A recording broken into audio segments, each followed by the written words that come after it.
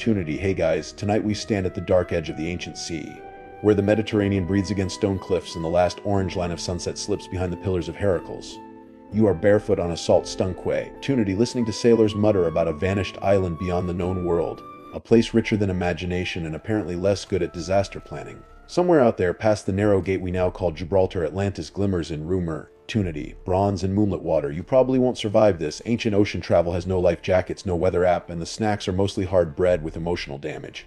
So, before you get comfortable, Tunity, take a moment to like the video and subscribe, but only if you genuinely enjoy what I do here. And while you're settling in, tell me where you're listening from and what time it is in your little corner of the world. Now, dim the lights, Tunity. Maybe turn on a fan for that soft background hum, and let's ease into tonight's journey together. You drift closer to the harbor, though harbor is a generous word for stones, ropes, and men pretending they understand the sea. Tunity, the air tastes of salt, pitch, fish oil, and that faint dusty smell of old sandals, the official fragrance of antiquity. Behind you, the land rises in dark ridges. Ahead, the water slides west, Tunity, toward a horizon that feels less like a line and more like a warning. In the ancient Greek imagination, the pillars of Heracles marked the edge of the familiar world, where maps began clearing their throats and admitting they were guessing. You stand there in the half-light while sailors prepare a ship for morning. They speak of currents, stars, storms, and distant coasts. One older man claims he once saw waters so still they looked like polished metal. Tunity, another, says the far Atlantic is choked with mud where a mighty island sank. A younger sailor nods as if he believes everything, which is adorable, and also how people end up buying haunted pottery. You keep your cloak tight and listen, Tunity, because bedtime history begins best when someone unreliable points at the ocean and says, "Don't worry, I know a shortcut." The mainstream fact beneath the mist is simple. The earliest known detailed story of Atlantis comes from Plato, the Greek philosopher, in the dialogues Timaeus and Critias. He places Atlantis beyond the pillars of Heracles and describes it as a vast island power that challenged ancient Athens before vanishing beneath the sea. Tunity, that is the door through which nearly every Atlantis dream has entered. Not through a broken temple wall, not through a diver's lamp, but through philosophy, politics, and one of history's influential thinkers. Still, Tunity, you are not in a classroom tonight. You are on the edge of water, and the water is better at whispering than any professor. It laps against the hulls as if it remembers every rumor dropped into it. Atlantis begins as a place just out of reach, Tunity, beyond the gates, beyond the charts, beyond the easy answers. To the Greeks, that western sea carried a particular feeling. It was not empty, it was unknown, and the unknown tends to decorate itself with monsters, lost kingdoms. Tunity, and warnings about human pride. You imagine the voyage. The ship groans away from shore. Oars dip in slow rhythm. The sail fattens with wind. Behind you, the Mediterranean narrows into memory. Ahead, Tunity, the Atlantic opens like a dark room in a house where nobody has paid the candle bill. One man checks amphorae of water. Another mutters a prayer to Poseidon. A third looks seasick before the ship has moved, which feels rude but relatable. Tunity, you sit low, listening to wood strain and waves slap the planks like a tired parent saying, "Please make better choices." The legend says Atlantis lay out there, not merely as a city, but as a whole island civilization, magnificent, organized, Tunity, wealthy, and dangerous. In later imagination, it becomes a paradise of shining towers and secret wisdom, but in Plato's telling, the beauty is never separate from the warning. Atlantis is powerful, Atlantis is proud, Atlantis reaches too far. Tunity, already, before you have seen one wall or one canal, you can feel the story pulling toward collapse. It is not just lost city, energy. It is someone built the world's fanciest warning label, energy. Historians still argue whether Plato meant Atlantis as a literal memory, a philosophical allegory, a political mirror, or a story stitched together from older disaster traditions. That argument has lasted longer than most empires, Tunity, which is impressive and a little exhausting. The skeptical scholar sees a moral tale about ideal states and corrupted power.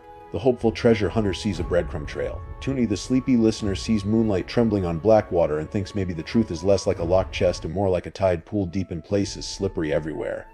There is also the quirky fringe tidbit, Tunity, because Atlantis attracts theories the way honey attracts ants and badly supervised toddlers. Some later writers claimed the mud shoals beyond Gibraltar were remnants of the sunken island, as if the Atlantic had coughed up a soggy receipt. Tunity, others have imagined Atlantis as an ice age kingdom or misplaced colony of star travelers, because apparently Lost Island with moral decline was not spicy enough. Tunity, you do not need to believe these ideas to enjoy how confidently they arrive wearing a cape. For now, you remain at the ancient threshold. The cliffs darken, fires blink along the shore. Somewhere far ahead in the mind's sea, a city waits beneath layers of foam, argument, and dream. The pillars of Heracles stand like stone bookends on the known world, holding back mysteries no one has finished reading. You feel the night settle over your shoulders. Tunity, the sailors grow quiet, even the ropes stop complaining. As the first stars sharpen above the western water, you begin to understand why Atlantis refuses to behave like an ordinary ruin. Ruins can be measured, fenced, labeled, tunity, and visited by tourists. Atlantis is different. It is a place made of absence.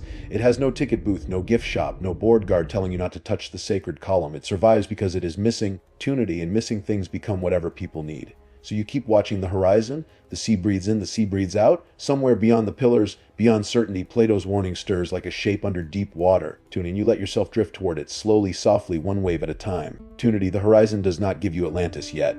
It gives you Athens instead, because ancient stories enjoy making you walk through paperwork before reaching the shiny doomed city. You blink away the salt wind, tunity, and suddenly you are inside a quieter world of stone courtyards, oil lamps, cloaks, and men with enough free time to turn dinner conversation into philosophy. The sea is still somewhere behind your thoughts, breathing beyond the pillars, tunity, but now the voice guiding you belongs to Plato, and Plato is not handing you a treasure map. He is handing you a puzzle with posture. You sit among listeners as the dialogue begins. Not a lecture exactly, not a dusty textbook, tunity, but a staged conversation, the kind where everyone speaks a little too elegantly, as if they know future students will be underlining them with panic. In Timaeus and Critias, Plato introduces Atlantis through the character Critias, tunity, who claims the story came through a chain of memory from Egyptian priests to Solon, from Solon to his family, and eventually into this polished Athenian telling. It is ancient telephone, but with more robes and fewer people saying, tunity, can you repeat that? The mainstream historical fact is clear enough to hold in your hand. Plato wrote about Atlantis in two dialogues, Timaeus and Critias, in the 4th century BCE. Tunity. The story appears as part of a larger discussion about cities, virtue, order, and the shape of an ideal society. That matters because Atlantis does not walk onto the stage alone. It arrives beside Plato's ideas about politics, human nature, tunity, and how civilizations behave when they forget their limits. Atlantis is not just a lost city, it is a test case wearing golden jewelry. You listen as Critias describes how the tale was supposedly preserved in Egypt. Egyptian priests, he says, tunity, told Solon that Greeks were like children, always losing memory to floods and disasters, while Egypt kept older records. It is a very elegant insult, honestly. Imagine traveling abroad and being told, your civilization is cute, tunity, but your filing system is terrible. You can almost hear Solon blinking politely while an Egyptian priest explains that Athens was once much older and greater than Athenians themselves remembered. That claim gives the story its strange authority. Tunity, Egypt, in the Greek imagination, feels ancient, stable, and mysterious, a place where old knowledge might sleep in temple archives. So when Plato places the Atlantis story in Egyptian mouths, he wraps it in borrowed age. You feel the trick working even now. The room smells of lamp smoke and warm stone. But suddenly the tale feels older than the speaker, older than Athens, older than the listener's doubt. Plato knows how to set a trap, and the bait is antiquity. Tunity, yet the trap is gentle. It does not snap shut, it waits. Historians still argue whether Plato invented Atlantis, completely adapted older traditions, or used fragments of real catastrophes to build a philosophical warning. Tunity, you hear that debate humming beneath every sentence. One scholar sees fiction shaped for moral instruction. Another sees echoes of Bronze Age collapse, earthquakes, volcanic eruptions, or memories of drowned lands. A third, somewhere online much later, sees a pyramid on Mars and should probably take a walk. The dialogue itself is unfinished. That is one of the deliciously annoying details. Critias breaks off before the full story reaches its promised end. Tunity, like a storyteller who leans close, says, and then the gods decided, and then the papyrus basically wanders away. This is the quirky tidbit tonight. Plato's Critias ends abruptly. Tunity, leaving Atlantis suspended forever at the edge of divine judgment. The missing ending has become a kind of open door, and through that door have marched scholars, mystics, novelists, divers, television hosts. Tunity, and at least one person with a corkboard and too much string. You remain in Athens watching the story assemble itself. Plato does not begin with spectacle. He begins with sources, lineage, and memory. He tells you who heard it, who repeated it, tunity, who preserved it. This gives Atlantis the mood of a recovered secret rather than a newly invented fable. You can feel how powerful that is. A simple myth says once upon a time. Plato's version says, tunity, a respected lawgiver heard this from priests who had archives. That is basically the ancient Greek version of my uncle works at Nintendo. Still, the content is not casual gossip. It is political. Tunity, Atlantis becomes the opposite of disciplined Athens, rich, aggressive, expansive, and eventually corrupted. Ancient Athens in the story is noble, restrained, and brave enough to resist a huge imperial power. You lean back and notice the shape of the lesson forming. Plato has already written about ideal cities elsewhere, especially in the Republic. Now with Atlantis, he can dramatize the contrast between order and appetite. Athens stands for virtue. Tunity, Atlantis stands for magnificent overreach. It is less vacation brochure, more cautionary tale with canals. The room grows dimmer. Outside, real Athens carries on, merchants closing stalls, donkeys expressing strong opinions, tunity, someone dropping a clay pot and creating archaeology in advance. Inside, the story moves with unsettling calm. No one says Atlantis is just fantasy. No one says it is definitely history. Tunity, Plato lets it occupy that dangerous middle space where a story becomes more useful because it cannot be pinned down. If Atlantis were obviously fictional, it might be easy to dismiss. If it were plainly historical, Tunity, it would belong to archaeologists. Instead, it belongs to everyone. You begin to understand why the tale survives. It is built like a mirror. Every age looks into it and sees its own worry. Ancient Athens sees power and civic virtue.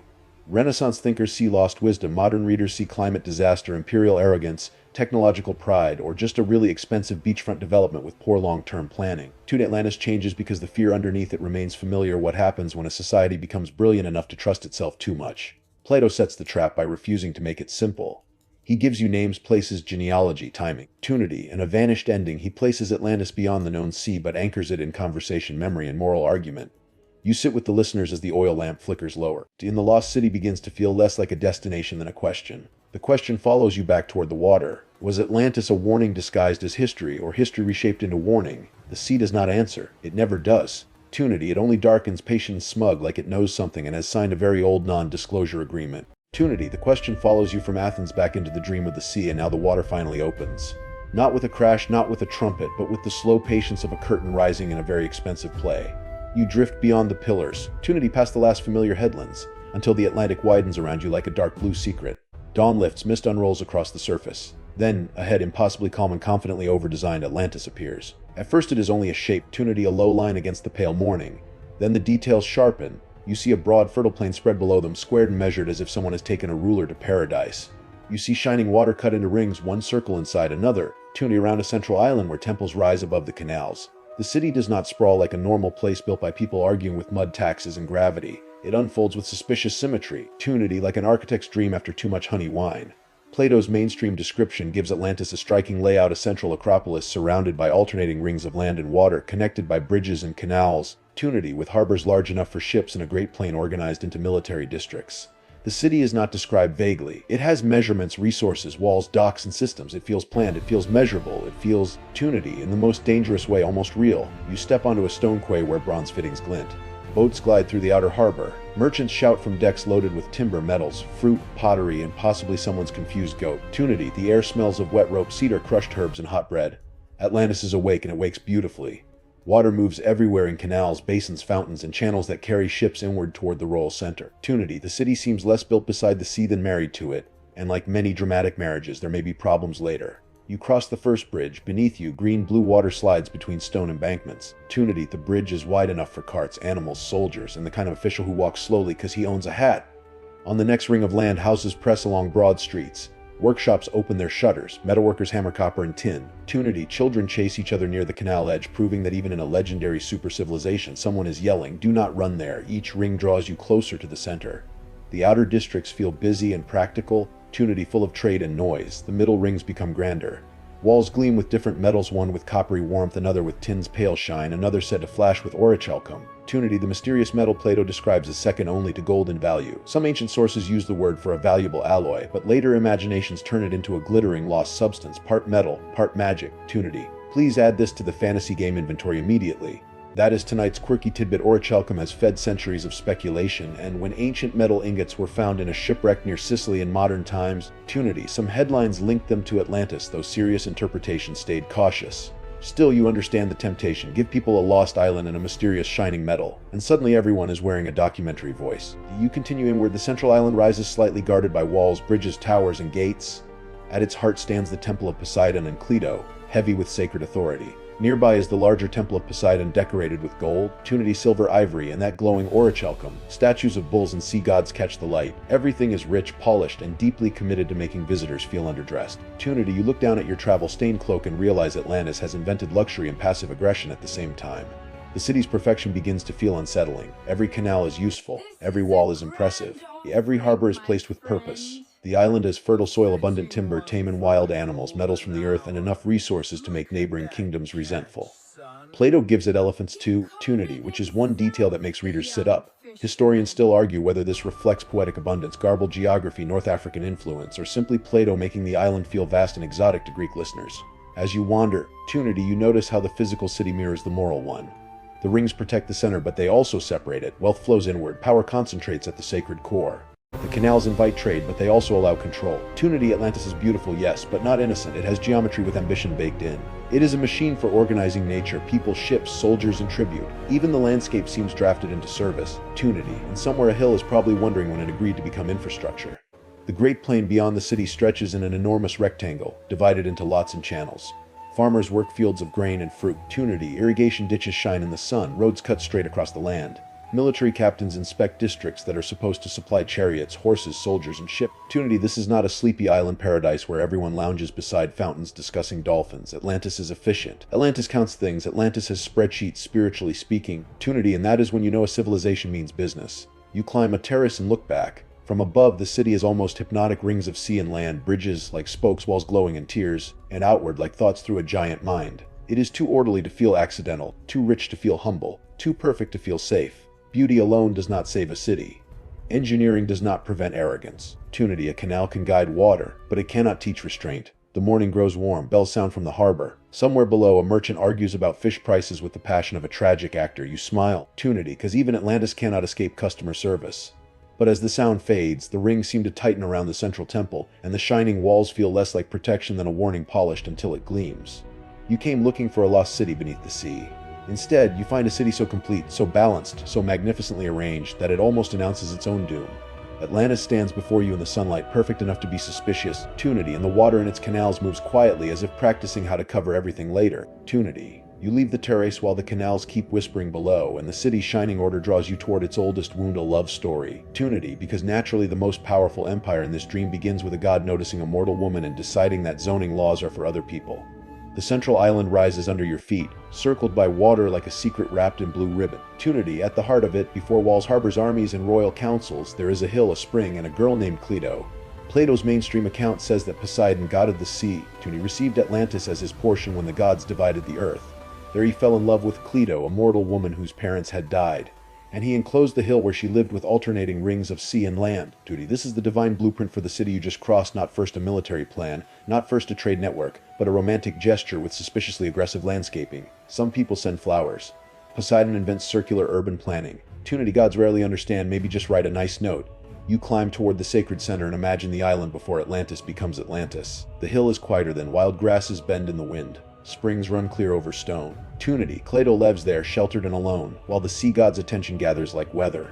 Poseidon surrounds the hill with rings, making it difficult for ordinary mortals to reach her. The story treats this as protection and wonder. Tunity, your modern side raises an eyebrow so high it nearly joins the moon, but ancient myth often calls complicated behavior romantic if enough dolphins are nearby. From Poseidon and Cleito come 5 pairs of twin sons, 10 princes in all. The eldest is Atlas, and from him the island takes its name. His brothers receive portions of the surrounding lands, and a royal house is born from divine blood. Atlantis does not merely claim strong kings, it claims sacred kings. Tunity. Its rulers are not just administrators with nice cloaks and a gift for speeches. They are descendants of Poseidon, stamped by the sea itself, which is excellent branding and terrible for humility. Tunity, you pass statues of the Tang standing in solemn ranks, their faces carved to look wise, severe, and impossible to disagree with. The people bring offerings, priests tend fires. Water from hot and cold springs flows through baths for royalty. Tunity, commoners, women, horses, and animals, because even legendary horses apparently enjoy spy infrastructure. That detail comes from Plato too, and it gives the island a strange domestic richness. The myth is grand, but also oddly practical. Tunity, Atlantis has sacred ancestry and bath scheduling. Civilization is never just one thing. The quirky tidbit is that later interpreters have sometimes treated the name Atlas as a clue linking Atlantis to the Atlas Mountains, the Atlantic Ocean, Tunity, or even older North African traditions. Some fringe writers stretch this into elaborate maps where every similar sounding name becomes a breadcrumb, as if history were a word puzzle left by someone with a dramatic sense of geography. Tunity, Atlas holds up the sky in Greek myth, gives his name to mountains and maps, and in this story lends his name to a vanished island that refuses to stay vanished. As you move through the temple precinct, the family story becomes political stone. Tunity, carved panels show Poseidon with his trident, Cleito beside him, and the 10 sons receiving power. The message is not subtle. This dynasty is chosen. This land is sacred. This city's geometry reflects divine intention. It is beautiful, Tunity, and it is dangerous because a ruler who believes his family tree begins in heaven may struggle with ordinary feedback. Imagine telling a king, "Your irrigation policy needs revision," and he replies, "My grandfather controlled earthquakes." Suddenly the meeting is less productive. Historians still argue whether Plato designed the genealogy mainly to imitate traditional Greek foundation myths, to criticize claims of noble descent, Tunity, or to make Atlantis feel both ancient and morally vulnerable. Divine ancestry gives the Atlanteans authority, but it also sets up the central problem: they begin high, then decline. The fall matters because the starting point is sacred. A city born from Poseidon should know better. A royal house raised by divine order should not become drunk on power, yet that is exactly where the tide is moving. You pause beside a spring where steam lifts into the warm air. Tunity, the smell is mineral and faintly metallic. Servants carry jars, horses stamp near troughs, priests murmur in the shade. The whole place feels held together by ritual, repetition, wash, offer, remember, obey. Tunity. The people of Atlantis do not simply live in a city. They live inside a story about themselves. Their canals remind them of Poseidon's protection. Their kings remind them of divine blood. Their wealth reminds them that the gods must approve. Tunity, this comforts them, until comfort turns into entitlement, pride wearing a softer robe. Below, the rings spread outward again, bright in the afternoon light. You can see how the divine origin explains the city's shape. Tunity, Poseidon encircles Cleito's hill. Later generations enlarge the rings, cut channels, build bridges, and transform private myth into public architecture. What begins as godly enclosure becomes imperial design. The love story becomes a capital. Tunity. The family becomes a state. The state becomes an empire. And somewhere in that transformation, the original wonder hardens into a claim: we are special, we are chosen, we are not like other people. Please ignore the increasing number of warships. That is the quiet trouble with sacred real estate. It is never just land. It is memory, power, inheritance, and argument. Every stone says, this belongs to us because the beginning was holy. Every wall says, Tunity, the gods made this pattern. Every royal ceremony repeats, our blood is different. You feel how easily gratitude can bend into arrogance. At first, the Atlanteans honor Poseidon because they remember the gift. Later, perhaps, Tunity. They honor him because it flatters them to do so. The sun lowers over the canals and the temple metal catches fire. You look at the statues of the 10 suns, at Atlas standing first among them, and you remember the shimmering walls, Tunity, the measured plain, the disciplined harbors. Atlantis is not only rich in metals and grain, it is rich in origin, rich in story, rich in the dangerous belief that greatness proves goodness. The sea breeze moves across the sacred hill, Tunity soft as breath. The city below glows like a promise, and beneath that promise, very quietly, the first crack begins. Tunity, the first crack is not visible yet. It hides under polished metal, under ceremonial music, under solemn faces practiced in bronze mirrors. You follow the warm sea breeze down from Cleito's sacred hill and into the ritual heart of Atlantis, where kings do not merely rule. They gather, swear, sacrifice, judge, and remind everyone that the city is still loyal to Poseidon, even while quietly becoming loyal to itself. The temple precinct opens before you in broad stone steps. Tunity, the air is thick with incense, salt, animal musk, and the metallic tang of heated bronze.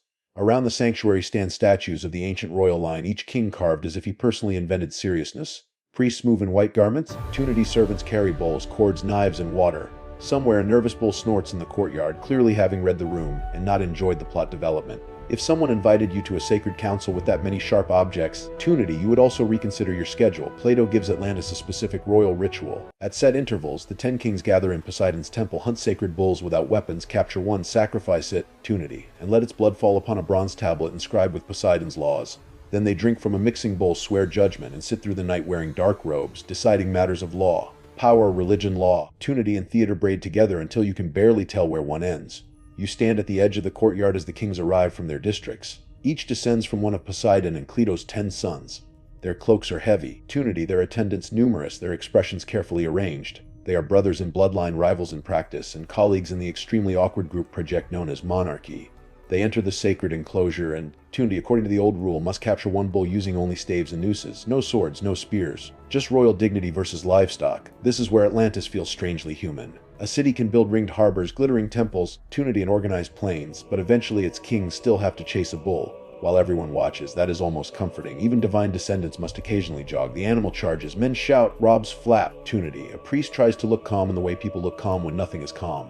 Finally, the bull is restrained, and the ritual turns from noisy movement to heavy silence. Tunity. The mainstream fact here is that Plato describes the Atlantean kings as ruling according to written laws preserved on a pillar or tablet of orichalcum placed in the temple of Poseidon. This matters because Atlantis is not lawless. Tunity. It has institutions, it has councils, it has sacred rules limiting royal behavior. The kings are supposed to judge each other, punish wrongdoing, and preserve the order given by their divine ancestor. In theory, the system is balanced. In practice, Tunity theory has never had to manage 10 proud kings with armies. The sacrifice begins, smoke rises, wine is poured, blood touches the engraved laws. To ancient audiences, sacrifice is not meaningless cruelty. It is communication with the divine. Tunity, a shared meal, a binding act, a way of placing human decision under sacred witness. You watch the kings approach the mixing bowl. They pledge not to disobey the laws, not to rule unjustly, not to punish kin without collective agreement. Tunity, they swear to keep power inside boundaries. The irony arrives quietly and sits beside you like a cat with secrets. Historians still argue whether this ritual reflects Plato's invention, Greek sacred kingship, Near Eastern treaty ceremonies, Tunity, or a philosophical model of law restraining power. Bulls mattered deeply in many ancient Mediterranean cultures, from Minoan art on Crete to Greek sacrifice and Near Eastern symbolism. Tunity, Atlantis borrows that old power and places it at the center of law. The kings do not just read the rules, they stain them, touch them, drink beside them, and sleep under their shadow. Now for the quirky tidbit. Tunity. Later Atlantis enthusiasts have linked the bull ritual to Minoan bull, leaping Egyptian apis bulls, Iberian cattle cults, and almost every ancient bovine with a dramatic array summe. Some comparisons are thoughtful. Tunity. Others are more enthusiastic than careful, the scholarly equivalent of seeing one cow and yelling case closed. They pull carts, guard palaces, carry gods, terrify heroes, and apparently ruin royal meetings. Night settles over the sanctuary. Tunity. The kings change into dark robes and sit among the embers to judge. You can hear the sea beyond the ring softer now, like distant breathing. The bronze tablet gleams faintly. Its laws are supposed to hold Atlantis together. Tunity. They forbid the kings from fighting one another. They bind the royal branches into shared duty. They remind the rulers that their authority comes from Poseidon, not merely from appetite. Tunity. But laws are only as strong as the people willing to obey them. When obedience becomes inconvenient, you feel the city outside the temple waiting, harbors full of ships, storehouses full of metal and grain, soldiers quartered across the plain. Tunity. Artisans hammering wealth into shape. Atlantis is no fragile village. It is powerful enough to be tempted, and temptation does not usually kick down the door. It arrives politely wearing perfume, saying, "Surely just this once." One king wants more ships, another wants more land, a third wants to settle an old grievance. A fourth says it is not greed, it is strategy, which is what greed calls itself after buying a nice cloak. Tunity. The ritual is meant to reset them, to pull them back from pride, to place the old divine law between desire and action. For a while, perhaps it works. The kings leave at dawn with smoke in their hair and vows in their mouths. The people sleep easier, believing the sacred machinery still functions. Yet you remember the first crack. It is still there, hairline thin, hidden beneath bronze and oath. Atlantis has laws but also ambition. It has rituals but also armies. Tunity. It has sacred memory but also the seductive glow of being obeyed. As the last embers fade in Poseidon's temple, you understand that a civilization can perform humility beautifully while practicing pride in private. The bull is gone. Tunity. The vows are spoken. The city shines outside, and somewhere deep in its golden heart, a bad decision begins clearing its throat. Tunity. That bad decision does not march first through Atlantis. It crosses the sea in your mind and lands in Athens, because every proud empire needs someone small, stubborn, and inconvenient standing in its way. Tunity. You leave Poseidon's smoky temple behind with its bronze laws and exhausted bulls, and find yourself climbing a dry Athenian slope under a white morning sun. The stones are pale. The cicadas sound like tiny machines losing patience. Below, Tunity. Attica spreads rough and silver green, not lush enough to impress an Atlantean tax collector, but very good at producing arguments. This is not quite the Athens most people picture. Not the later democratic city of Pericles, crowded with theaters, Tunity, law courts, gossip men pretending they came to the Agora for serious business. Plato's Atlantis story points to a far older Athens, supposedly existing 9,000 years before Solon. Tunity, a prehistoric city so virtuous and disciplined that even its ruins would have stood up straighter. In the tale, this ancient Athens is the noble opponent of Atlantis, defending the Mediterranean world when the island empire pushes eastward. The mainstream fact is that Plato presents ancient Athens as the force that defeats Atlantis. Atlantis is said to have conquered parts of the lands inside the Pillars of Heracles and threatened Egypt, Greece, and beyond Tunity, until Athens stood alone and drove it back. This is the hinge of the story. Atlantis is rich and vast. Athens is smaller, poorer, tougher, and morally cleaner in Plato's framing. It is David and Goliath. Tunity. If David had a philosophical curriculum and Goliath owned several harbors, you walk through this idealized Athens and notice how suspiciously well it matches Plato's political dreams. The guardians live simply. Tunity. The warriors train for courage and discipline.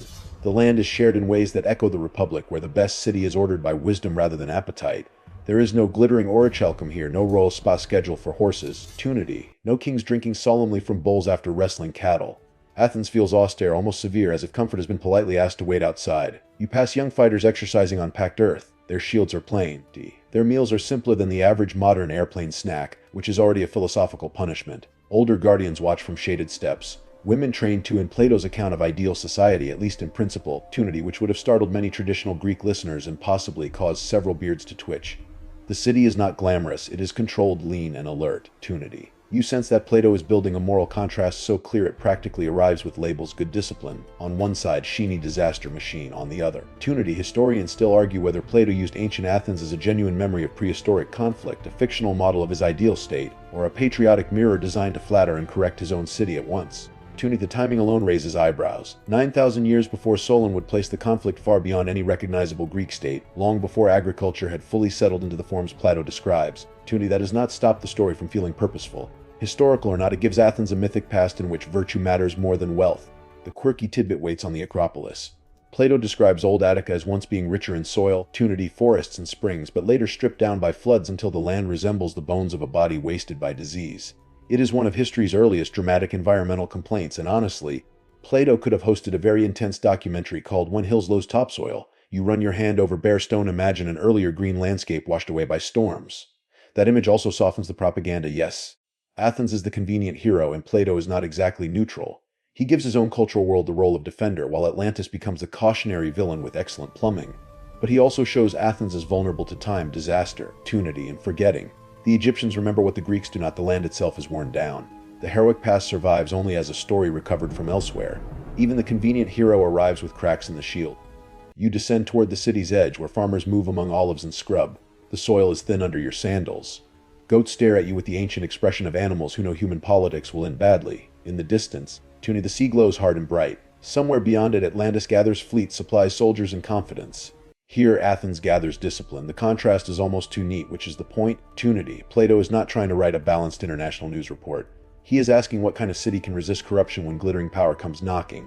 The answer in his story is a city governed by virtue, not comfort, not luxury, not conquest, virtue. You can almost hear Plato clearing his throat behind the scenery. A society survives when its people know their roles, restrain their appetites, educate their defenders, and place justice above wealth. You may agree, disagree, opportunity, or wonder whether Plato has ever tried managing actual neighbors, but the moral architecture is clear. Athens defeats Atlantis because it has not yet been swallowed by its own desires. Still, as you watch the Guardians train, opportunity, you feel a faint unease. A perfect enemy makes a perfect hero easier to draw. Atlantis is greedy, Athens is noble. Atlantis expands, Athens defends. Atlantis shines, Athens endures. It is powerful storytelling, opportunity, but also tidy enough to make you check under the rug. Real cities are messier. Real wars are not morality plays with sandals. Real Athenians later on, opportunity, would build their own empire and make choices that looked uncomfortably Atlantean from certain angles. That is why this part matters. Athens is not simply the good city. It is the question Plato aims back at his listeners. Opportunity, can your city remain disciplined when power grows? Can your democracy resist becoming what it once feared? Can any people remember virtue after victory? The ancient fighters below do not answer. They keep drilling in the dust. Opportunity, shields rising and falling in slow rhythm. The sun climbs, the sea waits. Behind you, Atlantis glitters with rings, rituals, and appetite. Before you, Athens stands dry, watchful, and morally polished almost to the point of comedy. Opportunity, the two cities have not collided yet, but the coming struggle is already clear. One is rich enough to want everything. The other is poor enough, proud enough, and useful enough to say no. Opportunity. The word no hangs in the hot Athenian air, small but sharp, and across the sea Atlantis answers by becoming larger. You feel the story tilt away from temples and training grounds and into movement, ships sliding from harbors. Opportunity. Captains shouting over gulls, scribes counting supplies, soldiers checking straps, merchants pretending conquest is simply trade with more helmets. The ringed city behind you no longer feels like a marvel resting on the ocean. Opportunity. It feels like a machine beginning to turn. You stand again at the outer harbor of Atlantis, where the canals widen into the sea and the sea receives them with lazy patience. The docks are crowded now. Long vessels rock against stone piers. Opportunity. Amphiry are loaded with oil, wine, grain, and preserved fish, because even imperial ambition needs lunch. A quartermaster marks tablets with a stylus, and you realize that empire is not built only from courage. It is built from inventory, debt, opportunity, rope, and someone complaining that the shipment is late. Plato's mainstream claim is direct Atlantis ruled not only its own island, but many other islands and parts of the continent beyond opportunity, and it had extended power inside the pillars of Heracles as far as Libya and Tyrrhenia before threatening Egypt and Greece. In the story, Atlantis is not a lonely jewel. It is an imperial force reaching across seas. Its wealth does not sit still. It grows arms, docks fleets, and begins pointing at other coastlines with the confidence of a person who has never heard the phrase enough already. You watch the first fleet leave through the canal. Oars dip in synchronized rows. Opportunity. The ships pass beneath towers where banners twist like tongues of fire. Families stand on the quays. Some cheer. Some pray. Some simply calculate whether a victorious son will return with gifts or a new unbearable personality. Opportunity. The vessels move outward through the rings, from sacred center to commercial harbor to open ocean, as if the city itself is exhaling power. The empire spreads by routes more than by lines on a map. You travel with it in imagination. Opportunity. Island to island, harbor to harbor. Envoys arrive first with polished words and gifts. Traders follow, offering metal tools, bright cloth-crafted vessels, and the comforting lie that everyone benefits equally. Then come garrisons, treaties, opportunity, tribute, and officials who say things like administrative harmony, which usually means someone local is about to have a very long afternoon. Atlantis does not have to burn every shore to dominate it. Sometimes it only has to organize it. Opportunity. Historians still argue whether Plato's imperial Atlantis reflects memories of older sea powers, Greek fears of Persian expansion, Athenian guilt over its own empire, or simply the philosophical need for a grand villain. Opportunity. You can feel several shadows inside the tale. There is the memory of maritime cultures like the Minoans, who once connected islands through trade and palace networks. There is the Greek experience of war against Persia, opportunity, a vast eastern monarchy pressing toward the Aegean. There is also Athens itself, which after resisting Persia later built a naval empire and discovered awkwardly that liberation and control can share a wardrobe. Opportunity. That makes Atlantis more than a monster beyond the horizon. It becomes a mirror with better scenery. The city that began with Poseidon's rings now stretches its influence over other people's fields, ports, taxes, and decisions. Tunity, its hunger is not chaotic, it is organized. The Great Plains supplies chariots and soldiers. The harbors launch ships, the Royal Council's coordinate power. Those bronze laws from the Smoky Temple still exist. Tunity, but their protective circle seems to widen until it includes everyone Atlantis wants to command. Here is the quirky fringe tidbit: some modern theories have tried to identify Atlantis with real Atlantic, facing cultures in southern Spain or Morocco. Tunity, partly because Plato speaks of power beyond Gibraltar and lands near Libya. Theories about places like Tartessos and Iberia sometimes appear with maps, marshes, satellite images, and the thrilling mood of someone saying, "Look, Tunity, circular shapes." Some arguments are careful, others are basically geography doing cosplay. Still, you understand why the idea survives. A maritime empire beyond the pillars feels like it should have left footprints somewhere in mud, myth, tune, or metal. You step into one conquered harbor as evening falls. It is not Atlantis, not originally, but Atlantis is everywhere now. Its measures define trade, its officials inspect cargo. Tunity, its soldiers lounge near the gate with the bored menace of men paid to stand where they are not wanted. Local fishermen mend nets under watchful eyes.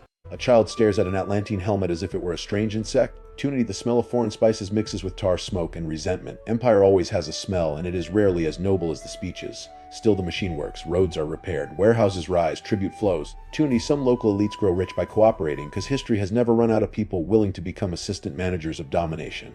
Atlantean merchants boast that order follows their ships.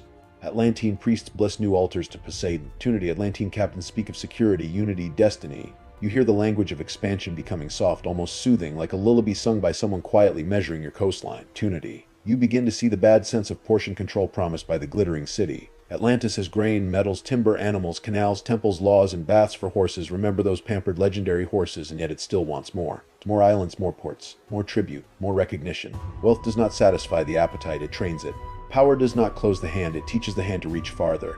There is gentle sarcasm in the sea tonight, because the ocean has watched this pattern many times.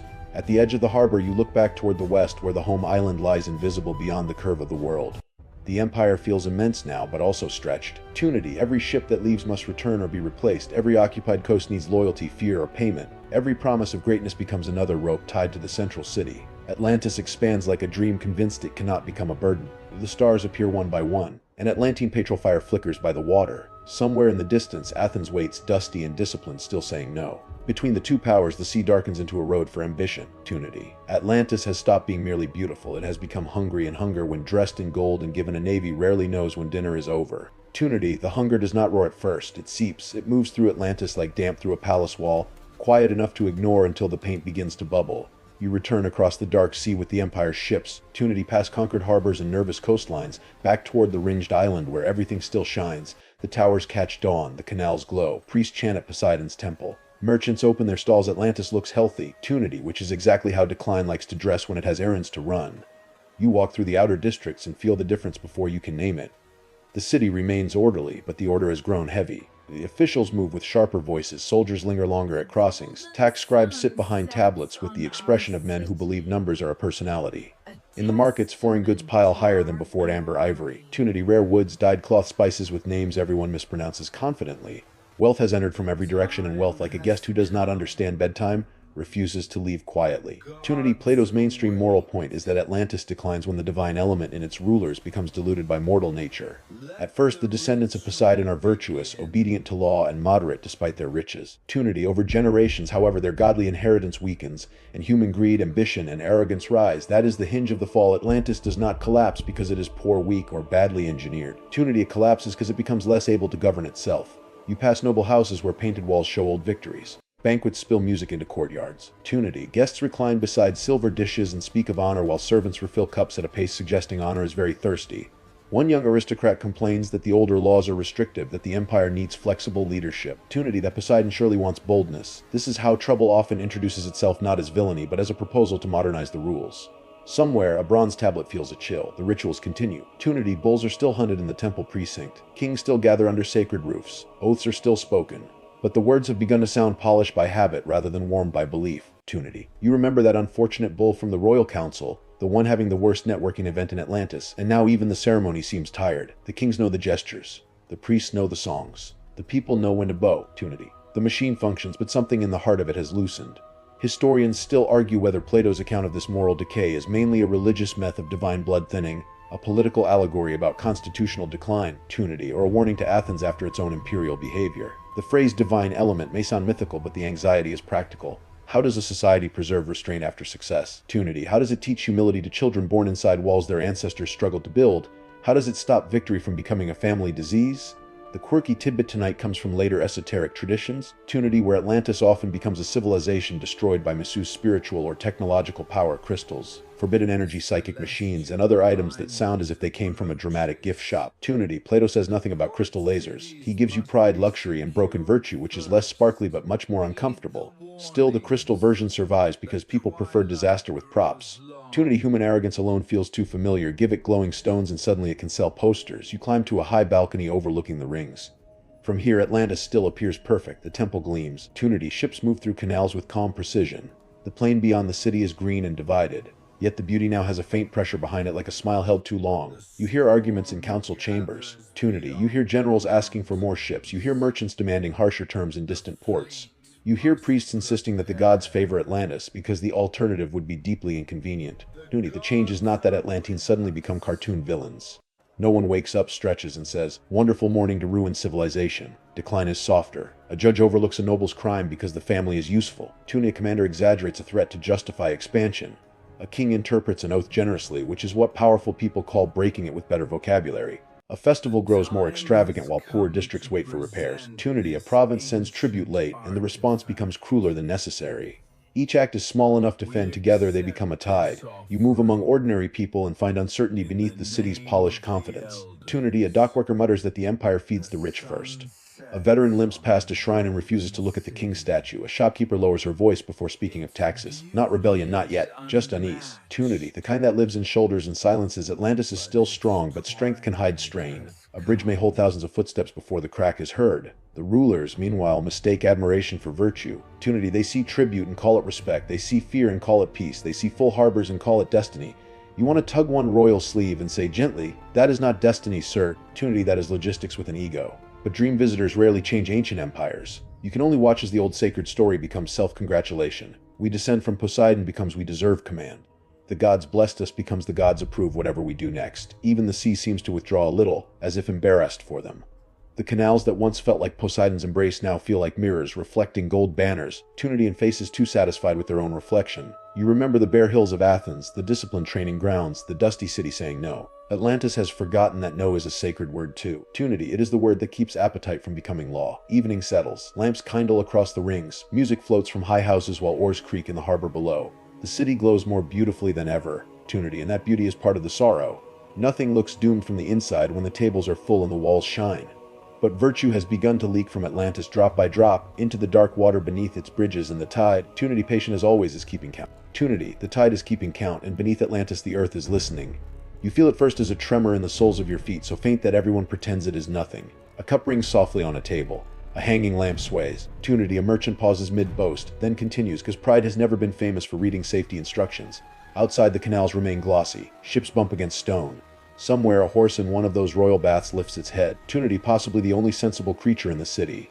The day begins beautifully, which is root of disaster. Sunlight pours over the copper walls. Fishermen shout across the harbor, priests sweep temple steps, children run beside water channels. Tunity. And mothers call them back with the practiced tone of people who have said the same warning since civilization began. Atlantis seems too solid to doubt. Its bridges are broad, its towers heavy, its laws engraved in metal. Tunity. Yet the ground gives another quiet shiver, and this time dust falls from a lintel like pale breath. Plato's mainstream account says that after Atlantis failed morally and was defeated by ancient Athens, Tunity, violent earthquakes and floods came in a single terrible day and night. The island sank into the sea, and the Athenian warrior class was swallowed by the earth.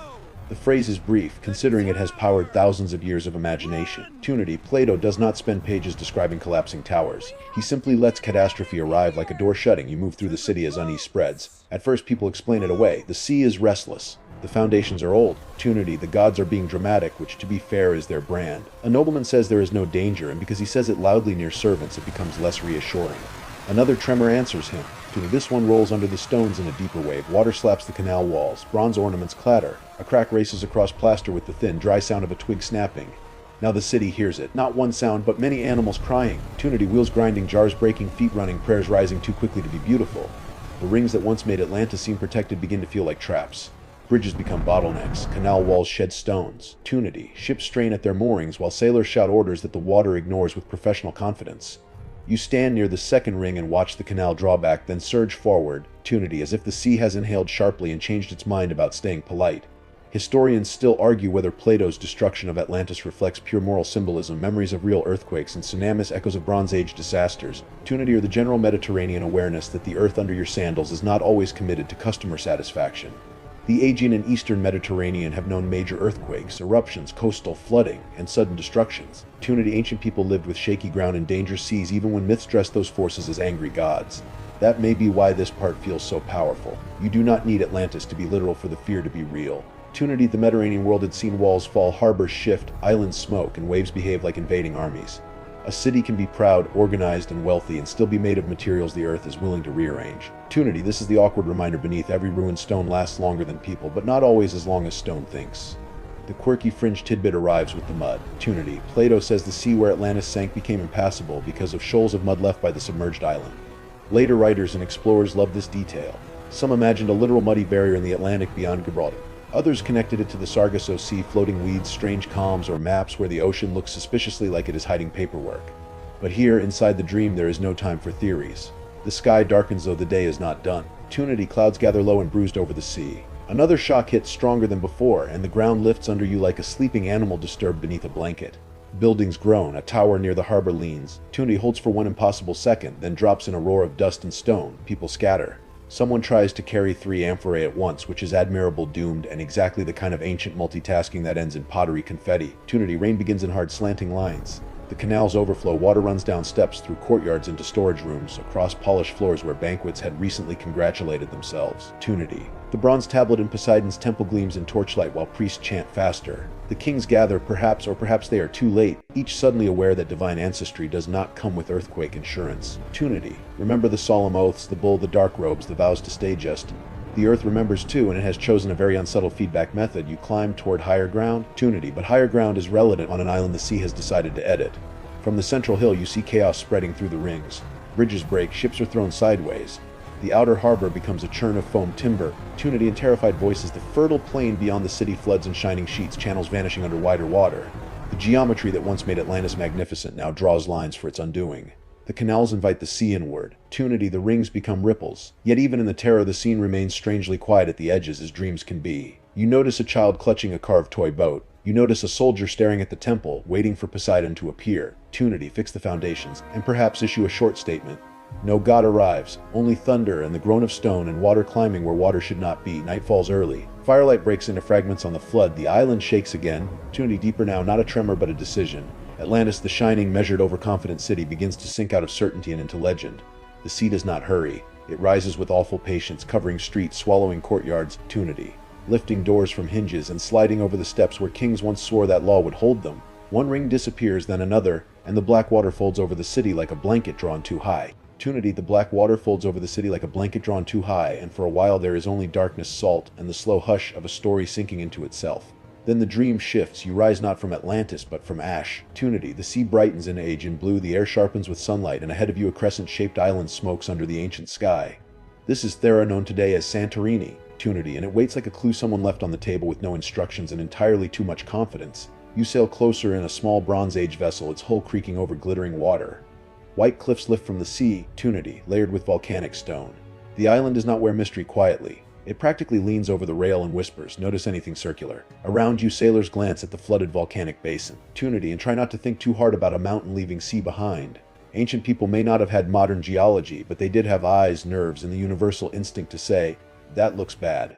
The mainstream historical fact is that Thera suffered a massive volcanic eruption in the Bronze Age, usually dated to the 2nd millennium BCE, and that eruption affected the Minoan world centered on Crete. Ash earthquakes and tsunamis and disruption likely shook trade networks and settlements across the Aegean. The Minoans did not vanish in a single puff of smoke because history enjoys being inconvenient. But the eruption remains one of the largest and most dramatic natural disasters of the ancient Mediterranean. You step ashore before the blast in imagination when the island is alive. At Akrotiri, houses rise in neat streets. Tunity, walls bloom with frescoes of ships, flowers, blue monkeys, and elegant figures moving through painted rooms. There are storage jars, drainage systems, staircases, balconies, and signs of a prosperous town connected to wider Minoan trade. It is not Atlantis, but it is refined, maritime, artistic, and perched on a volcanic time bomb, which is a bit like hosting a dinner party on a sleeping dragon and complimenting the floorboards. Tunity. You walk through a cool interior where painted lilies climb a wall. Light enters from an upper window. A potter's wheel waits silent. Someone has left vessels stacked perhaps before evacuation. Opportunity. Akrotiri is sometimes compared to Pompeii because volcanic material preserved parts of the settlement, though unlike Pompeii, human remains have been scarce there, suggesting many residents may have fled before the final catastrophe. Opportunity. That detail makes the place feel eerie in a different way, not a city frozen with people inside it, but a city paused after everyone stood up and left. Historians still argue whether the Thera eruption directly inspired Plato's Atlantis, only contributed loose disaster imagery, or has been overfitted to a story written many centuries later. The parallels tempt you: a powerful island culture, a sea-centered civilization, earthquakes and flooding, a sudden catastrophe. A later Greek memory of splendor broken by nature. The differences push back just as firmly. Thera lies inside the pillars of Heracles, not beyond them. The dates do not match Plato's grand timeline. Opportunity. The Minoans were not known as a conquering Atlantic empire. Reality clears its throat and asks everyone to calm down. Still, you can see why people keep sailing here in their minds. Santorini looks like a myth with hotel balconies. The caldera's shape invites speculation. The eruption was enormous. The Minoan world was glamorous enough to borrow for Atlantis, with palaces at Knossos and elsewhere, complex art, long-distance trade, and rituals involving bulls. Opportunity. Remember the Atlantean kings chasing the sacred bull in their extremely stressful royal networking event. Minoan Crete had bull imagery everywhere, including the famous bull leaping scenes. Opportunity. Which later dreamers have eagerly placed beside Plato's sacrifices like puzzle pieces from different boxes. The quirky fringe tidbit is that some Atlantis hunters have tried to map Plato's ringed city on a Santorini's caldera. Opportunity. Imagining that the circular remains of the volcanic island preserved the memory of Atlantis's rings. It is visually seductive, especially if you squint, tilt the map, ignore several objections, and perhaps drink something served in a coconut. Opportunity. But fringe ideas often begin with a real spark. Santorini is circular. It did explode. It did affect a rich seafaring culture. The danger comes when the spark is asked to become a lighthouse, a courthouse, and a marching band. Opportunity. You drift onward to Crete, where the palace of Knossos spreads across the hillside in red column storage rooms, courtyards, staircases, and painted walls. The Minoans traded across the eastern Mediterranean. Their ships carried goods, symbols, opportunity, and styles through a world linked by bronze, grain, wool, and pottery. You smell olive oil, warm plaster, saffron, wool, and sea wind. Palace scribes mark tablets and scripts you cannot casually read, which is historically on brand. Opportunity. Somewhere in the palace maze of rooms, later Greeks may have imagined the labyrinth of the Minotaur. That too adds flavor to the Atlantis stew. Bulls, palaces, islands, sea power, catastrophe, memory, and myth all swirl together. You are not solving a mystery tonight so much as watching ingredients drift toward one another across centuries. Plato may never have meant Thera. He may have shaped Atlantis from philosophy first and disaster second. Opportunity. But the aging gives the story texture. It proves that splendid societies really can live under beautiful skies while danger gathers below, and that the earth can interrupt a civilization without asking whether the frescoes are finished. Opportunity. As evening falls over Santorini's cliffs, the sea in the caldera turns violet. The island is breathtaking, and also a reminder that breathtaking landscapes sometimes became that way by doing something extremely impolite. Opportunity. Atlantis remains beyond the pillars in Plato's words, still stranger and more moralized than one eruption. Yet Thera's smoky shadow lingers over the legend because it offers a real ancient image of sudden loss, ash on roofs, waves on harbors. Opportunity. Trade routes shaken, palace worlds forced to adapt. You stand at the rim and look down into the flooded hollow. The water is calm now, innocent as a sleeping cat after knocking over a sacred vase. Beneath it lies not Atlantis, perhaps, but a lesson Atlantis would recognize. Splendor is not protection. Beauty is not immunity. A city may paint dolphins on its walls, build drains, store grain, and still live beside forces older than its gods. Opportunity. The wind lifts a taste of salt and mineral dust, and in that smoky afterbreath the lost island feels both farther away and strangely closer. Opportunity. The smoky afterbreath of Thera fades behind you, and the dream loosens its grip on the Aegean. The sea widens again, carrying you westward past Sicily, North Africa. Opportunity. In Iberian headlands, where the Atlantic begins to feel less like water and more like an argument.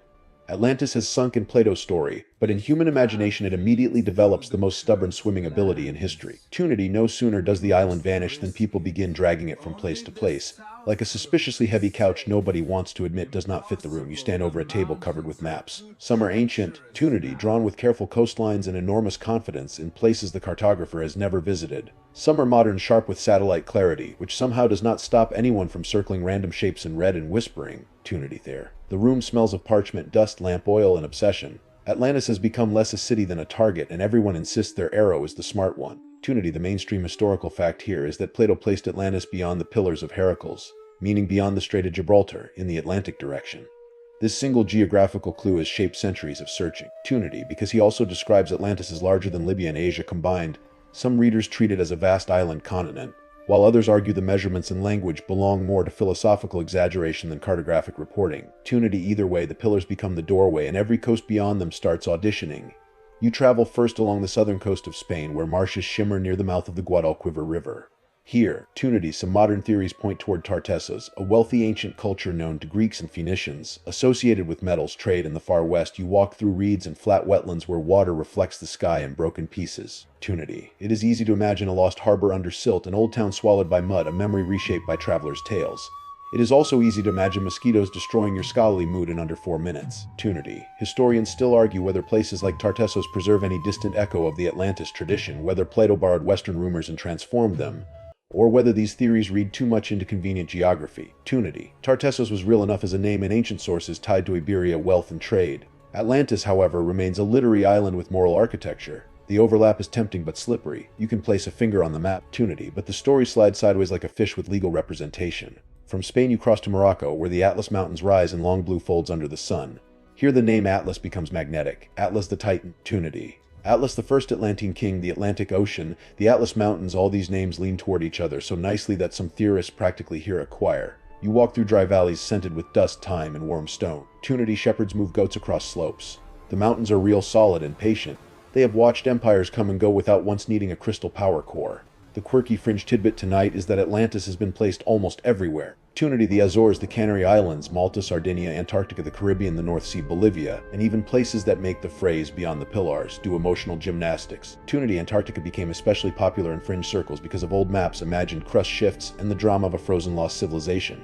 It is Atlantis with a scarf. Plato probably did not intend penguins. Tunity. But human imagination refuses to be supervised. You drift next to the Azores, volcanic islands scattered in the Atlantic like stepping stones for a giant who lost interest halfway across. Tunity. Their location beyond Gibraltar makes them attractive to Atlantis hunters. Peaks rise from deep ocean. Mist clings to green slopes. Waves strike black rock with a slow, thunderous rhythm. If a vanished island empire once stood in the Atlantic, Tunity, why not here where land already feels lifted from underwater by force? But the ocean floor is not an obedient accomplice. Modern geology shows the Atlantic seabed is shaped by plate tectonics, ridges, volcanic islands, and deep basins. Tunity. Not by the recent sinking of a continent-sized island exactly as later romantics imagined. That does not end the myth, because myths are famously bad at receiving memos. Still, maps are not only invitations, they are also restraints. The Earth has a biography, and it does not always match the one people write for it at midnight. Back at the map table, you see how the search changes over time. Ancient and medieval writers repeat, adapt, or doubt the story. Tunity. Early modern scholars compare texts, coastlines, languages, and legends. Later treasure hunters bring compasses, diving gear, sonar scans, and internet comment sections, the final boss of human certainty. Tunity. A circular formation under shallow water becomes a headline. A stone road becomes a temple causeway.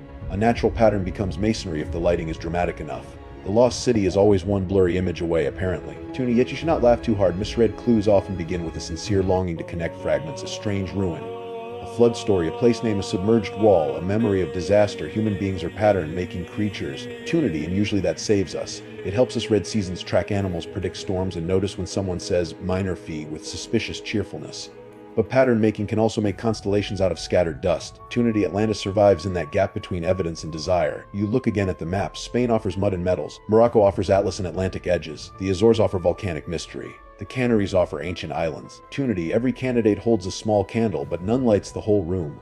Plato's Atlantis remains both specific and evasive, beyond the pillars, rich in metals, ringed with canals, morally fallen, destroyed in one day and night. Tunity. Each location captures one or loses another, like trying to reconstruct a fish from a scale, a splash in someone's confident cousin. The sea outside the window turns dark. Maps rustle in a wind that should not be indoors. Tunity. You feel the search itself becoming part of the legend. Atlantis is not only what Plato wrote, it is also every coastline people have stared at while hoping the world once held a greater secret. Tunity. The city refuses to stay drowned because every map has an empty place, and every empty place invites a dream to move and unpack badly, and start rearranging the furniture. The dream that moves into empty places does not stay quiet for long. It finds ink presses, salons, libraries, sea charts, and restless minds that believe the past is not finished with them yet. You step out of the map room and into another age, where candlelight trembles over wooden desks and scholars bend close to Greek texts as if Atlantis might rise if someone translates the commas correctly. Outside, ships cross oceans. Inside, old Mets put on fresh shoes and start walking again. Tunity. The air smells of vellum, wax, damp wool, and ambition. A printer's press knocks in the next room with a steady wooden heartbeat. Pages dry on racks, margins. Plato's dialogues, copied and studied through long centuries, Tunity, begin to circulate more widely in learned Europe, especially after Greek texts returned to prominence during the Renaissance. This is the mainstream fact. Beneath the candle smoke, Renaissance humanists revived intensive study of Plato, Tunity, and with that revival came renewed attention to Atlantis as a story of ancient wisdom, lost societies, and ideal political order. You stand beside a scholar whose sleeves are too wide for practical work and perfectly sized for dramatic pointing. Opportunity, he traces the name Atlantis with one finger. He does not see only a drowned island. He sees a possible key to humanity's forgotten beginning, or perhaps an example of a perfect state gone wrong. Opportunity, or possibly a chance to impress a patron with a costly dedication page. Scholarship, like empire, also needs funding, and nobody writes to my generous lord with a completely empty stomach.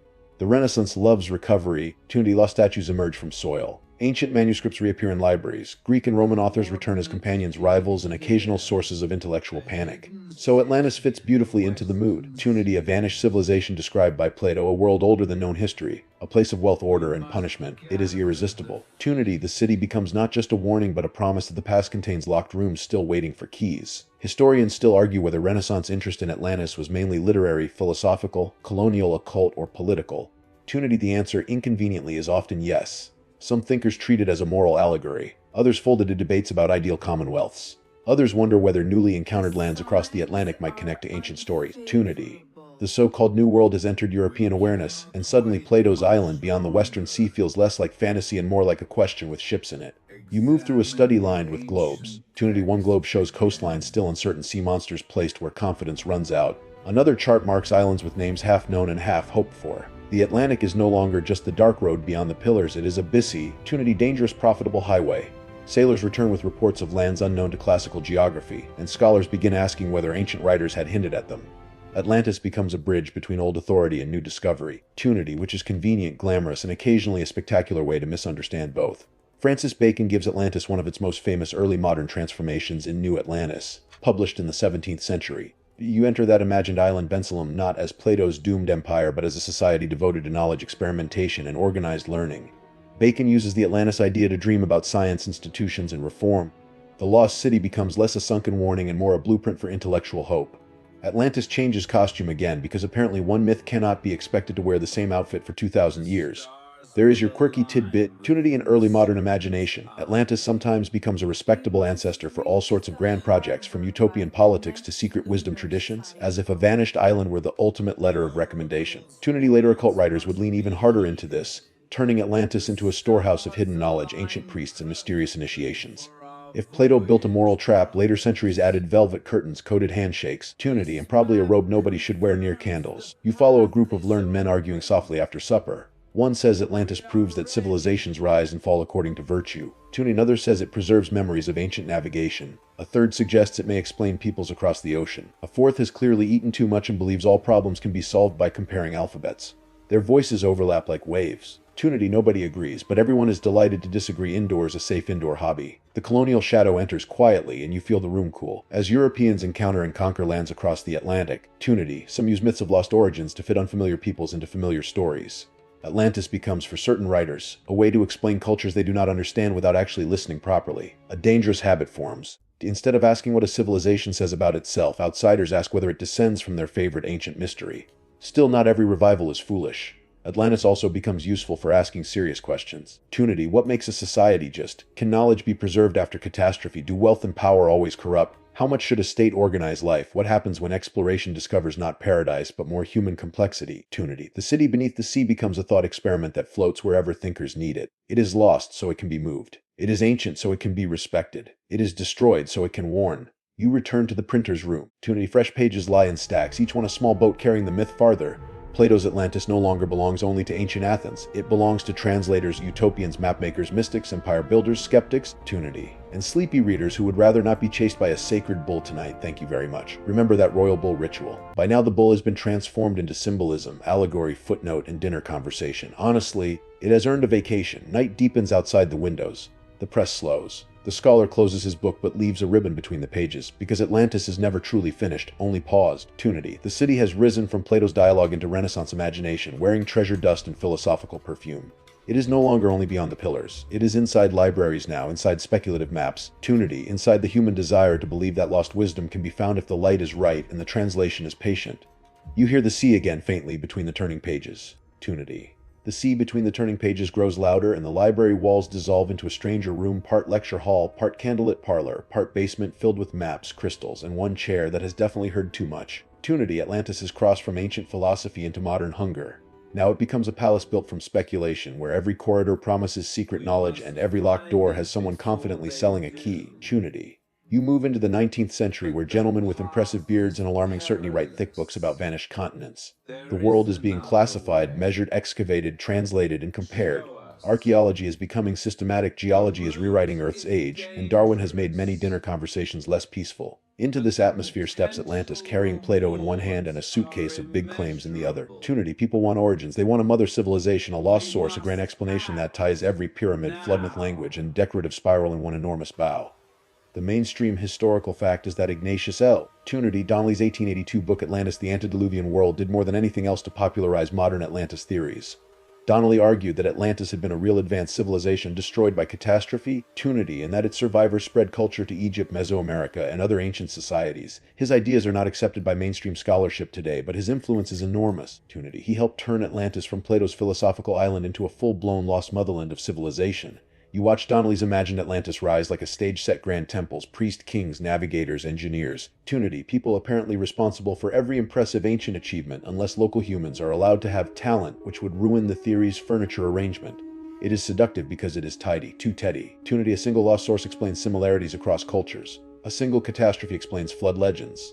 A single missing island becomes history's universal remote control. Press one button and suddenly pyramids everywhere, cousins. Tunity, historians still argue whether modern Atlantis enthusiasm reveals genuine curiosity about ancient contact, a misunderstanding of parallel cultural development, or a deeper desire to simplify the messy independence of human societies. The serious problem is that many Atlantis theories take achievements from real civilizations and hand them to a vanished imaginary teacher. Egypt, Mesopotamia, the Maya, the Andes, India, China, Tunity, and countless others did not need a drowned island tutor standing behind them with a clipboard.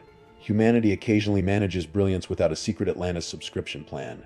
The quirky fringe tidbit arrives wearing robes. In the late 19th and early 20th centuries, theosophical and occult writers expanded Atlantis into a spiritual saga of root races, psychic powers, ancient wisdom, and catastrophic misuse of hidden forces. Later, Tunity, the American psychic Edgar Cayce, gave readings that described Atlantis with crystals, power stations, flying machines, and records supposedly hidden near the Sphinx.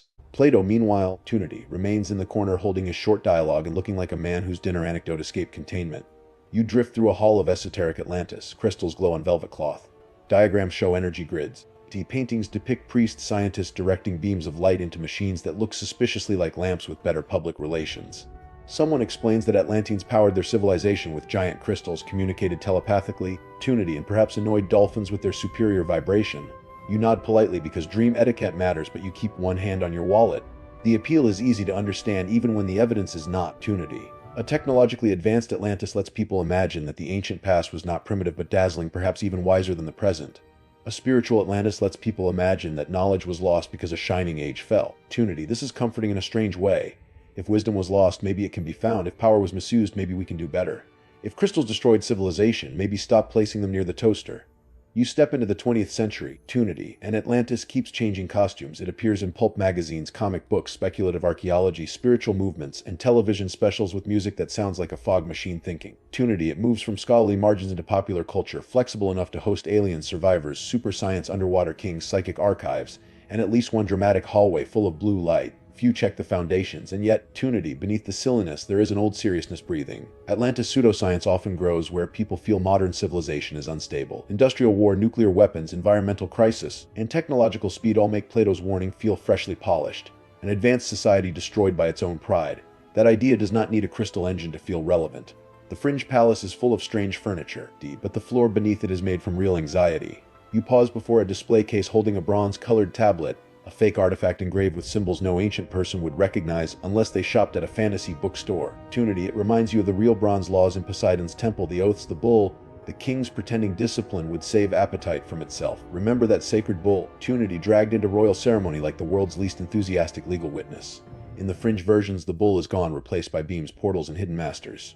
The moral warning becomes a special effect. Still, Tunity, you do not dismiss the dreamers too harshly. Many are reaching for wonder. Some are clumsy, some careless, and some are selling nonsense in a very confident hat. But the longing itself is recognizable. They want history to be deeper than it looks. Tunity, they want the ocean to hide memory. They want civilization to have a secret basement where the old answers are stored.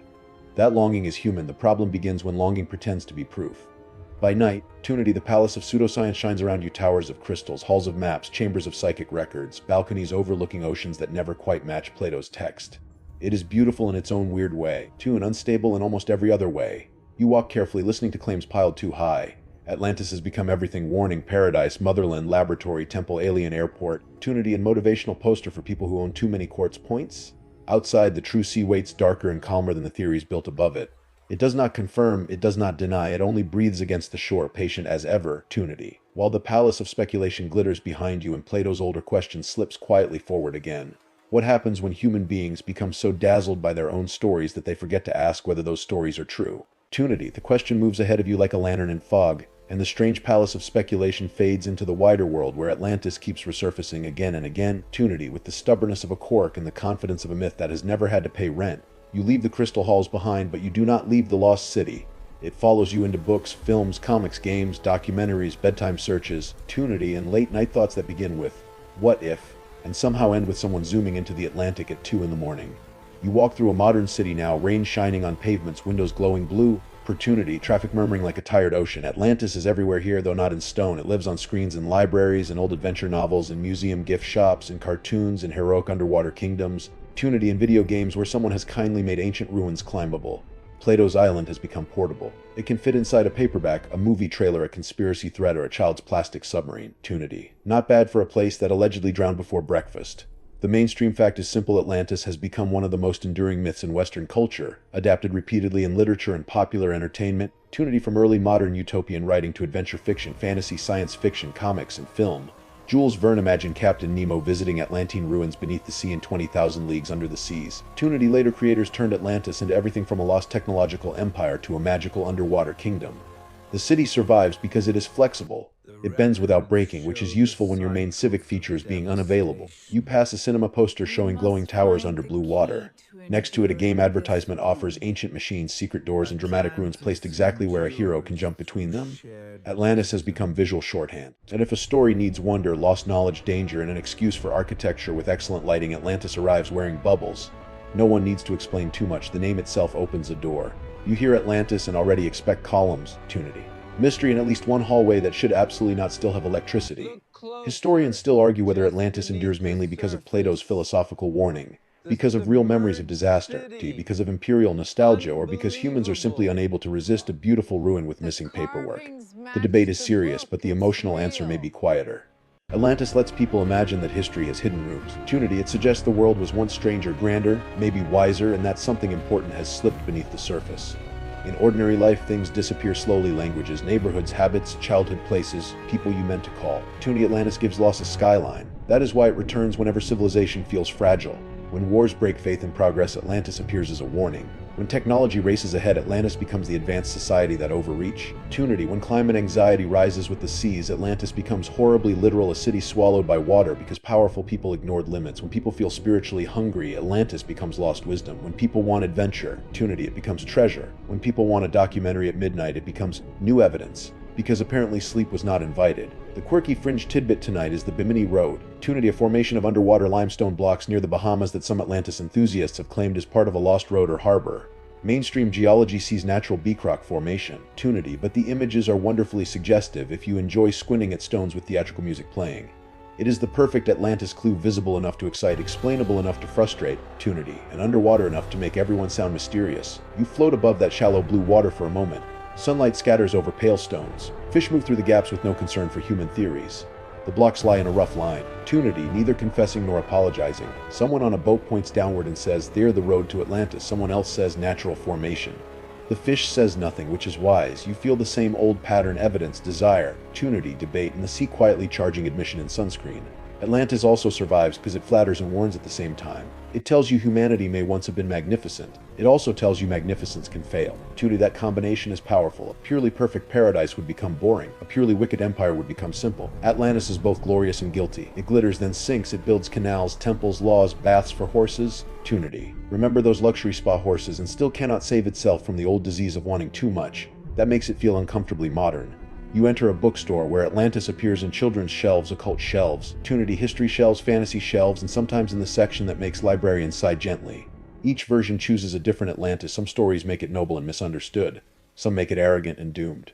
Some place it under ice, opportunity, some under tropical water, some in space, because nothing says beyond the pillars of Heracles, like ignoring Heracles entirely.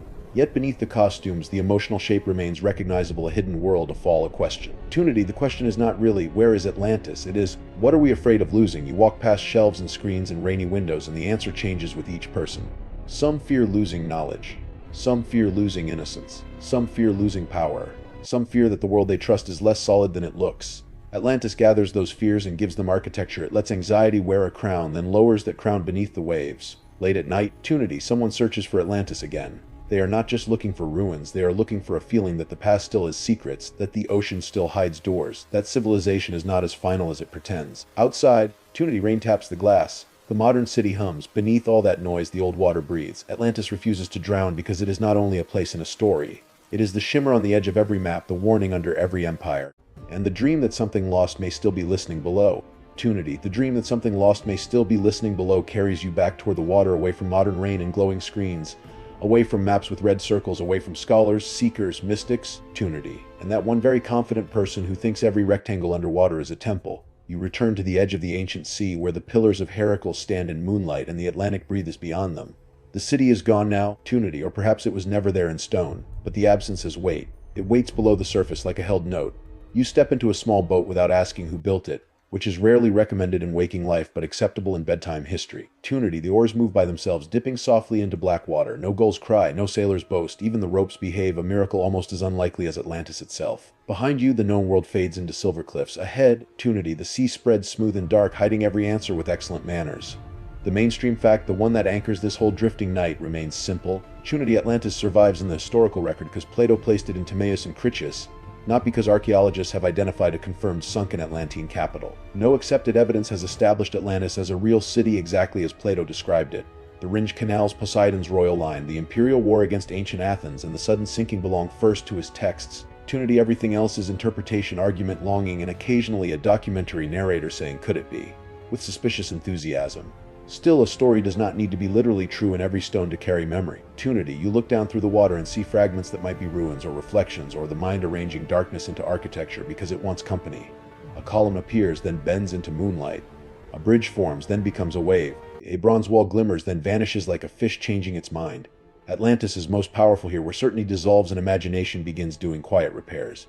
Historians still argue whether Atlantis is pure invention, opportunity, philosophical allegory, distorted memory of real disasters, or a blend of moral teaching and older traditions. That debate will not end tonight, and that is fine. Some mysteries are not locks waiting for one heroic key. Some are tides, opportunity, moving back and forth between evidence and meaning. Plato may have invented Atlantis to warn Athens about pride. He may have borrowed disaster motifs from a world that knew earthquakes, floods, and volcanic ash. He may have done both, opportunity, because ancient philosophers were perfectly capable of multitasking without opening 17 browser tabs. You drift above the imagined city. Below, the rings appear faintly, land, water, all soft under blue darkness. Opportunity. There is Poseidon's hill. There are the temples plated in impossible shine. There are the harbors where fleets once gathered, the plains where officials counted chariots, the markets where merchants argued about fish with tragic intensity. There are the royal baths, including those pampered horses who, frankly, handled luxury better than the kings did. There is the temple court where bulls, laws, vows, and ambition met under smoke. The quirky fringe tidbit comes back one last time.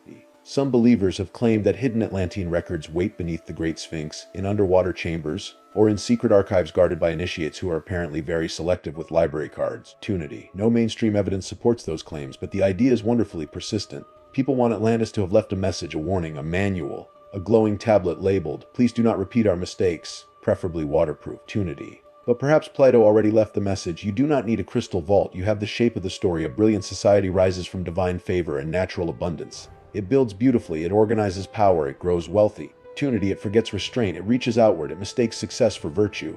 Then the ground trembles, the sea rises, and all that confidence becomes sediment. Not exactly subtle, but then again, humanity often ignores subtle. Opportunity. Sometimes the moral has to arrive with earthquakes. The boat glides over darker water. You feel no fear now, only the soft sadness of vanished things. Atlantis may be myth, but lost cities are real. Cultures do disappear, transform, scatter. Opportunity. Survive under new names or become misunderstood by those who arrive later with measuring tools and opinions. Memory is fragile. So is power, so is the coastline. The world changes even when kings engrave laws in metal and tell themselves the arrangement is permanent. You lean over the side and the water reflects your face among stars. That may be why Atlantis endures. Opportunity is not only about an ancient island. It is about every civilization looking down and wondering whether its own foundations are steadier than they seem. It is about every proud age whispering, "We are different," while the sea politely says, "Opportunity. I have heard that one before." It is about the comfort and danger of believing the best days are hidden behind us, waiting to be rediscovered. Below, the city beneath sleep grows dimmer. Its canals are no longer sharp lines, Tunity only pale curves in the dark. Its towers are suggestions, its temples are shadows. The old arguments quiet, Pletothera, Tartessos, the Azores, Bimini crystals, maps, Renaissance scholars. Tunity and late night search tabs all drift apart like boats released from the same harbor. None fully owns Atlantis, each only touches the surface. You sit back as the boat turns slowly toward shore. The pillars wait in the distance, patient as stone. Tunity behind you, the lost city settles deeper, not destroyed now, not solved but resting.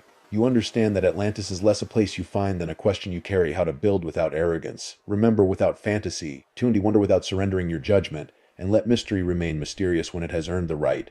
The oars fall silent, the sea breeze once more. Beneath it, Atlantis listens, or seems to. Tunity, and the night folds gently around the unanswered question. Her word count 1084, the boat grows lighter beneath you, as if it is made now of moonlight, old cedar, and the last quiet breath of the tide.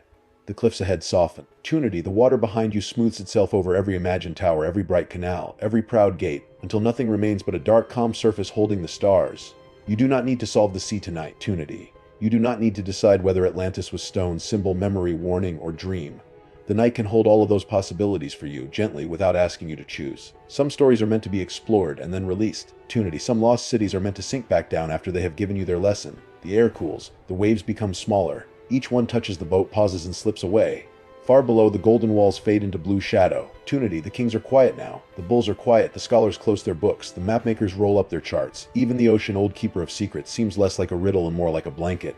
You breathe in slowly. Salt, night, stone, Tunity in distance. You breathe out, and the last lights of Atlantis dim beneath the water, not in fear but in rest. The city has worn, dazzled, confused, and comforted for long enough.